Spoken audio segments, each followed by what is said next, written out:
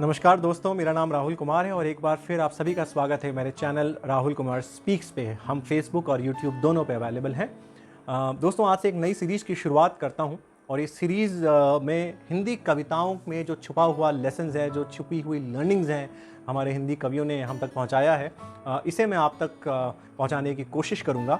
इस सीरीज़ की शुरुआत करूंगा मैं मेरी एक पसंदीदा कविता से, जो मैंने पहली बार कक्षा 9वीं में पढ़ी थी। इस कविता का शीर्षक है शक्ति और क्षमा। ये भारत के राष्ट्र कवि और वीर रस में लिखी जाने वाली कविताओं में अग्रणी नामों में से एक श्री रामधारी सिंह दिनकर जी की कविता है। ये कविता उन्होंने तब लिखी थी जब चाइना ने इंडिया पे अटैक कर दिया था। इंडो चाइना वॉर की जो सिचुएशन थी, उस सिचुएशन के दौरान तत्कालीन प्रधानमंत्री श्री जवाहरलाल नेहरू जी का एक बयान आया था। वो बयान ये था कि हम चाइना को क्षमा करते हैं। तो एक सटायर, एक सरकाज़म के तौर पे एक कविता दिनकर साहब ने लिखी थी, वीर रस में लिखी थी। शुरू करता हूँ कि क्षमा शोभती उस भुजंग को जिसके पास गरल हो, उसे नहीं जो दंतहीन विषहीन विनीत और सरल हो। कि क्षमा यानी माफ़ी उस सांप को शोभा देती है जिस सांप के पास गरल यानी विष हो।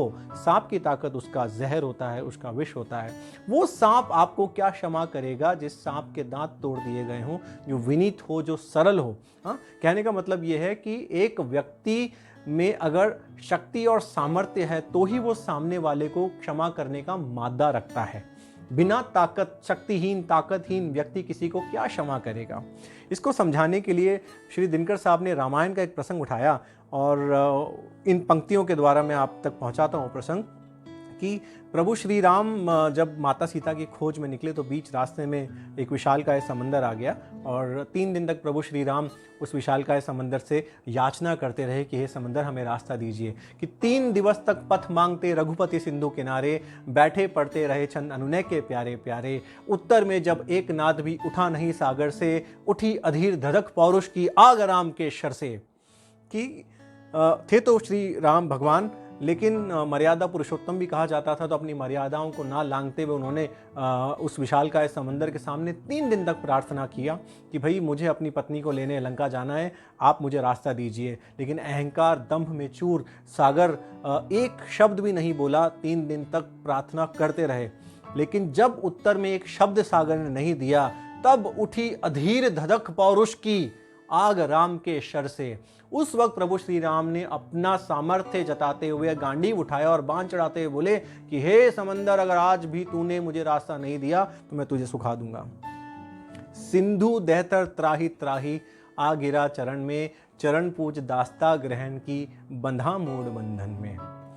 तो दिनकर साहब समझाते हुए कहते हैं कि भाई जब समंदर को एहसास हुआ, उन्होंने अपना सामर्थ्य दिखाया कि भाई ये तो स्वयं श्री राम है, भगवान श्री राम है, ये मुझे सुखा देंगे। तो उन्होंने चरण पूछ के दास्ता ग्रहण कर लिया और त्राही माम करते हुए प्रभु के चरणों में आ गिरा।